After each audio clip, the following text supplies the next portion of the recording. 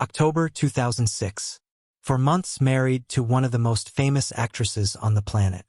For months after vows under Australian stars. For months. And Keith Urban was checking into rehab. The fairy tale the world celebrated was collapsing in real time. Headlines didn't whisper, they exploded. The man who had just conquered everything fell so violently that even love seemed powerless to stop it. This is Keith Urban. Guitar virtuoso. 4-time Grammy winner. More than 20 million albums sold. But behind the legend lives a harder truth. A man who nearly lost his life not in an accident, but to himself. How does someone at the absolute peak relapse just months after the perfect wedding? What was happening behind the scenes that cameras never saw? And how do you survive when the world watches you unravel? To answer that, you have to go back. Because Keith's battle didn't begin under stage lights. It began in a town most people outside Australia have never heard of. Caboolture wasn't a place that manufactured global stars. It was quiet, modest, the kind of town where dreams either shrink or leave. Dirt roads, simple homes. Brisbane felt like a distant universe. And in that isolation, a boy grew up wanting something the world around him could not provide. His father, Bob, worked long hours at a convenience store. Early mornings, late nights, hands rough from stocking shelves and counting change. His mother, Marianne, stitched fabric into income at her sewing machine after dark. There wasn't much money. There wasn't glamour. But there was fierce belief. When Keith was 6, Bob scraped together enough savings to buy a second-hand acoustic guitar. It wasn't flashy. It wasn't new. But when he placed it in his son's hands, he said something simple. "This is yours. Make something of it." Keith didn't treat it like a toy. He treated it like oxygen. While other kids played sports, he sat on the porch, fingers blistering against steel strings, teaching himself chords by ear from the radio. He practiced until neighbors complained. Practiced until his fingertips split. Practiced until the guitar stopped feeling separate from him. By 8, he was entering local talent competitions across Queensland. School halls, county fairs, community festivals. Anywhere there was a stage, he stood on it. He didn't always win. But every clap, every ribbon, every moment under lights, no matter how dim, fed something inside him. At school, he felt different. Too quiet, too focused. In a culture built around sport and toughness, music was his only language. Years later, he admitted he felt like an outsider in his own town. Music was the only place he felt understood. By his early teens, he was performing in pubs thick with cigarette smoke. He was too young to drink, too young to drive, but old enough to command a room.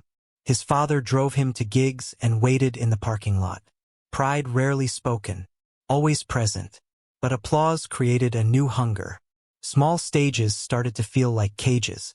Australia began to feel too small. One word echoed in his mind. Nashville. Nashville was mythic. The home of the Grand Ole Opry.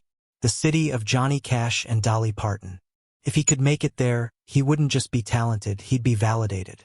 In 1990, at 22, he boarded a plane with a guitar and reckless hope. He believed Nashville would recognize his gift immediately. Didn't. The city was crowded with dreamers just like him. Talented, hungry, desperate. Except they were American. They understood the culture. Keith was the outsider with an accent that made him stand out for the wrong reasons. He played showcase after showcase in cramped bars. Executives promised to call. They didn't. Demo tapes gathered dust. Savings evaporated. Within a year, he returned to Australia defeated. He rebuilt, toured relentlessly, became one of Australia's biggest country artists. But success at home felt like a consolation prize. He knew he had unfinished business.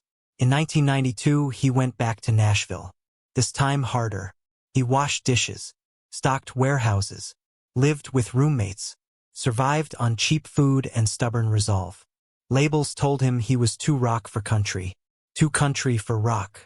Radio programmers suggested he sound more American. Rejection stacked up, but something inside him hardened. He refused to leave a second time. Then in 1997, The door finally opened. Capitol Records Nashville signed him. His self-titled American debut arrived in 1999. Suddenly, the same industry that ignored him was calling him the future of country. He was everywhere. Awards, magazine covers, radio dominance. And he was terrified, because behind the momentum lived a quiet fear. What if it disappears? What if I'm exposed? What if I lose it all? To quiet that fear, he turned to alcohol and cocaine. At first it felt manageable. A drink before a show, a line in the studio. But addiction doesn't stay moderate. It accelerates. He began drinking before noon, using between interviews, showing up intoxicated, smiling for cameras while unraveling inside. By 1998, he collapsed physically. He checked himself into rehab for the first time. 30 days, group therapy, withdrawal, brutal honesty. He came out sober but fragile. In 2002, he released Golden Road. Somebody Like You became a massive hit. Grammys followed. The industry embraced him fully. But sobriety was exhausting. Every celebration was a minefield. Every after-party a test. He threw himself into work to outrun cravings. Tour after tour. City after city. Then, in 2005, at a Hollywood event, he met Nicole Kidman. She was already an Oscar winner. A global icon. Their connection was immediate. Unexpected. Grounding. They married on June 25, 2006, in Sydney. The world watched. Many predicted it wouldn't last. Headlines framed him as the country singer who married an Oscar winner, as if he were an accessory to her fame. The pressure was suffocating. Paparazzi everywhere. Public scrutiny constant. He felt invisible again, reduced to someone else's shadow.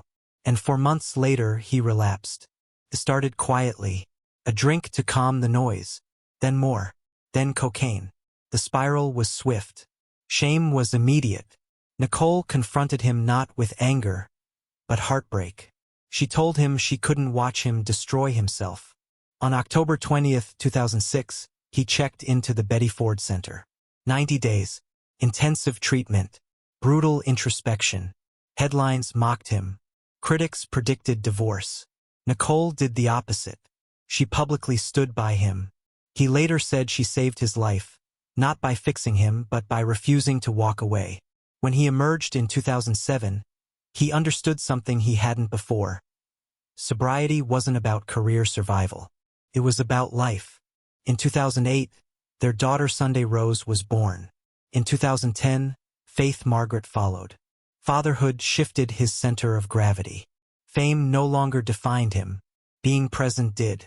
He shortened tours, skipped events, read bedtime stories, played guitar as lullabies instead of stadium anthems. There were still struggles. In 2013, he and Nicole entered therapy to protect their marriage from distance and exhaustion. They chose to work, not because it was easy but because it mattered. In 2015, his father Bob died of cancer. The man who bought the second-hand guitar was gone. Keith held his hand at the end. The grief was immense. But it clarified something. He was now the father, the believer, the steady presence. Today, Keith Urban is not defined by the relapse, not by the headlines, not by the fairy tale narrative. He is defined by persistence. More than 18 years sober since 2006. Still P.